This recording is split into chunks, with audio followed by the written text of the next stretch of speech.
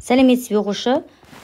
Бірінші тапсырма 391 жобасы А есебінде x куб азайту 2x квадрат минус 11x плюс 12 көп мүшесін x минус 1 2 мүшесіне бұрыштап бөлу арқылы бөліндіні табыңыз. x минус 1 деп бұрыштап бөлеміз. Екі мүшеден қайырамыз. Бізде x-тің бір дәрежесі бар, бір дәрежесі бар, екі дәреже деп жаздым. Сонда x-тің 3 дәрежесі азайтылған x квадрат болады. Азайтқан кезде мынау жойылып кетеді дағыны, мына минус пен x квадраттың алдында плюс болады, сонда минус x квадрат қалады. Минус 11x болады бізде. Азайту x-тан берем. Азайту x-тан x көбейтсем минус x квадрат болады. x-ға 1-ді көбейтсем плюс x болады. Тағы азайту амалын аламыз. Мына екеуі жойылады дағыны. Минус 12x болады. Қосылған 12 бізде минус 12-ден берем. Минус 12x болады. Плюс 12 0 болады. Мұны бұрыштап бөлуді орындадық. Енді b есебінде жалғастырып шығарайын. b есебінде көп мүшені толықтай көбейіштерге жіктеңіз делінген. Бізде x минус 1, екіншісі x квадрат минус x минус 12. Мына екеуі көбейтіледі бізде. Енді осыны көбейіштерге жіктеуіміз керек. Мен мына теңдеу шығаруға мына бөлігін алып қалайын. Сонда бізде мына x минус 1 дайын тұр. Енді x квадрат мынаны көбейіштерге жіктейді. Мысалы x, яғни мынаны көбейіштерге жіктеймін. Бұл жерде енді әртүрлі тәсілмен орындасақ болады. Дискриминантқа, ветке салсақ болады. Мен мынаны көбейіштерге жіктей саламын. Жалпы 12 деген бізде 3 пен 4-тің көбейтіндісі деп аламын. Көбейтсең минус 12 болу керек, қоссаң минус 1 болу керек. Демек, үлкен сан таңбасы минус болады, x 3 болады. Сонда бүйтіп жазам. x минус 1, x плюс 3, x минус 4 болады. Көбейіштерге жіктелді. Енді с бөлімінде осыларды теңдеу қылып шығарамыз.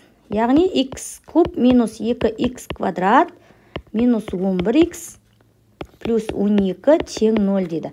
Яғни біз бұл көп мүшелерді уже көбейіштерге жіктеп қойдық. x қосылған 3, x минус 4 тең 0 деп. Яғни әр көбейткішті 0-ге теңестіріп шығаруға болады бізде. Так, 3-ті 0-ге, x минус 4-ті 0-ге теңестіремін.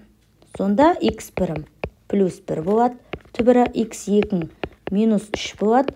x 3-ің 3-ші түбір плюс 4 болады. Болды, жауап шықты. Жауабы x1 бірінші түбір 1-ге тең, екінші түбір минус 3-ге тең, үшінші түбір 4-ге тең деп жауап бересіздер. Жақсы. Екінші есеп x куб минус 5x квадрат қосылған px қосылған q тең 0 теңдеуінің түбірлері деген сөз x бірім альфаға x2 минус 3 альфаға x 3 енді бізде x куб болған 3 түбір болады ғой. Сонда альфа қосылған 3-ке тең. Жалпыланған вет теоремасын қолдана отырып бізде табу керек. Симай қалады. Табу керек альфаны, p-ны және q-дің мәндерін табуым керек. Бізде есептің шарты бойынша, яғни түбірлерін бірінші, екінші, сол үш түбірдің бірінші сол түбірлерін қосып аламын. Вет теоремасы бар еді ғой бізде 10-шы сыныптағы жалпыланған. 3 түбірді қосқан кезде бізде мынаған тең болу керек. Яғни минус 5 болса бізде плюс 5 болады деген сөз. Қарама-қарсы таңбамен. Келесі x1 мен x2-ні көбейткенде, x2 мен x3-ті көбейткенде және x1 мен x3-ті көбейтіп қосқан кезде бізде мына p-ның мәні шығу керек. P-ны деп жазамыз. Q-дің мәні табу үшін x1 мен x2-ні x3-ті көбейткен кезде Q-дің мәні теріс болып шығу керек. Осы жүйе бойынша жұмыс жасаймыз. Әуелі мынау x1 қосылған x2 сомен жұмыс жасабайын, бөлек-бөлек жазсам да болады мұнда. Бірінші x1 x2, x3 тең 5 деген жазып алайын.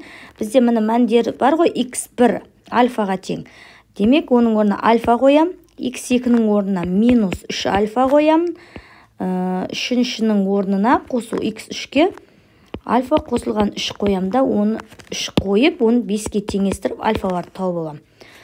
Альфа 2 альфа қосылған 3 минус 3 альфа деген тең 5. Сонда на екеуі минус альфа 3 мынаяққа өткен кезде 5 азайту 3 болып өтеді. Сонда альфа тең, на азайтсам 2 минус 2 болады мына. Альфаның мәні табылды бізде. Жақсы.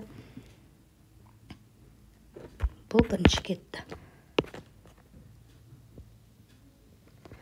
Екінші бізде мынаны соңынан қалдырайық, мына жерге ұзақтау жазады да, мен мына көбейтін сынауайын. x1, x2, x3-ті көбейткен кезде минус q-ға тең болады деген. Осыны табайын, мына жерге сияды. Так, жаңа айттық біз x1-ші альфа көбейтілген минус 3 альфа көбейтілген альфа қосылған 3, бұл бізде минус q-ға тең дедік. Енді көбейтек. Альфаға минус 3 альфаны көбейтсең, минус 3 альфа квадрат. Оған тағы көбейтетін болсақ, минус 3 альфа квадрат дедік қой. Квадратқа тағы альфаны көйсең, куб болады. Одан кейін азайту, альфа квадрат өзі 3-ке көйсе минус 9 альфа квадрат тең минус q болды. Енді бізде жаңа айттық, альфаның орнына минус 2-ні қойып шығам. Минус 3 көбейту альфа минус 2-ке тең, минус 2-нің кубы, азайту 9 куб. Төменірек жазайыншы. Енді альфаларының орнына минус 2-мен алмастырамын. Минус 3 көбейту минус 2-нің кубы, азайту 3 көбейту минус 2-нің квадраты, минус q-ға тең. Так, минус 8 болады. Минус 8-ді 3-ке көбейтсең, плюс 24 азайту, мына жерде минус 2-нің квадраты бізде 4 болады. 4-ке 3-ті көбейтсек, 36 болады. Тең минус q болады. Мына екеуін азайтатын болсақ, минус 12 болады. Минус q, сонда q бізде 12-ге тең. Мына. Жақсы. Келесі.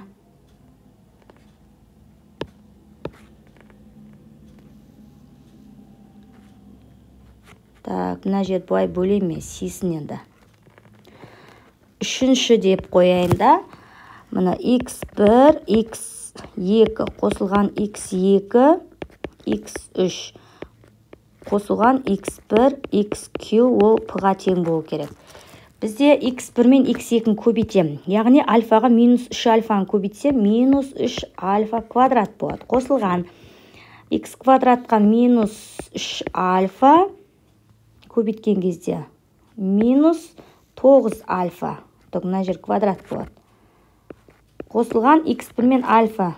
Альфа квадрат 3 альфа. Ол тең болады, пиға тең болады. Мына жерді ашамын.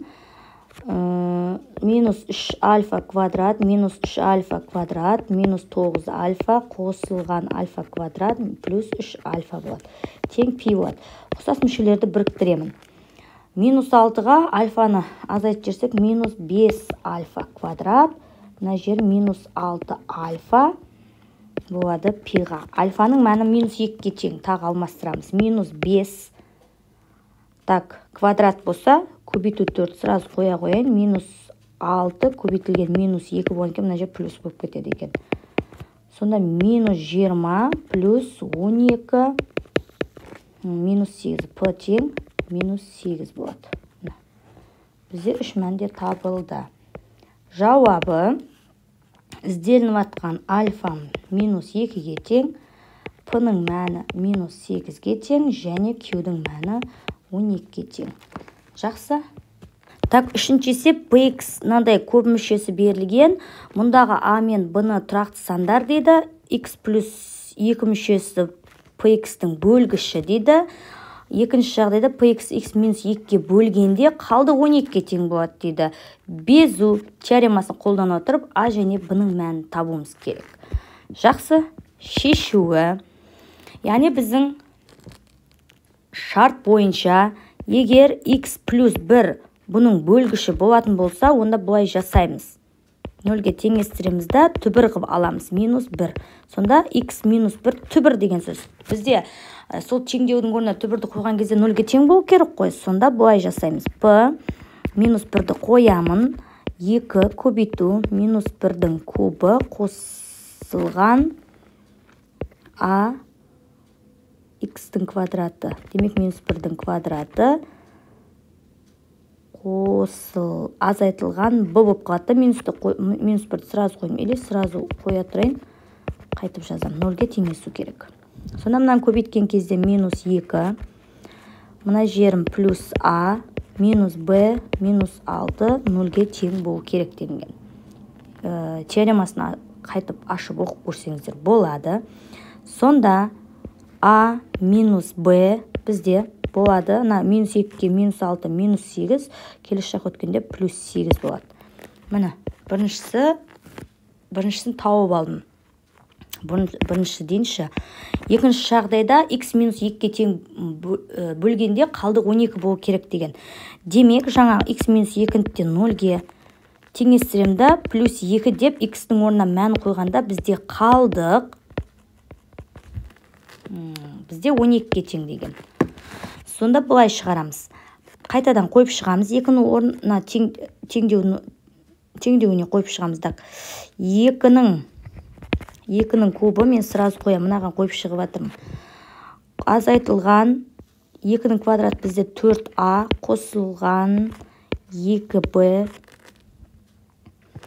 минус 6 ол қалдыққа тең болады деген бірінші салдар бар. Соны жақсылап оқыңыздар. Сонда бұл болады 4а қосылған 2b, мұнауым 8, 16, 16-тан 6-ны азайтсам 10 болады. 12-ден азайтамын 10-ды. Сонда 2-ге бөліп жібереді. Бөлеміз. Сонда мұнау 2а қосылған b тең, 2 10, 2-ге 1 болады. Мұны осы жерде үшінші амал орындалады.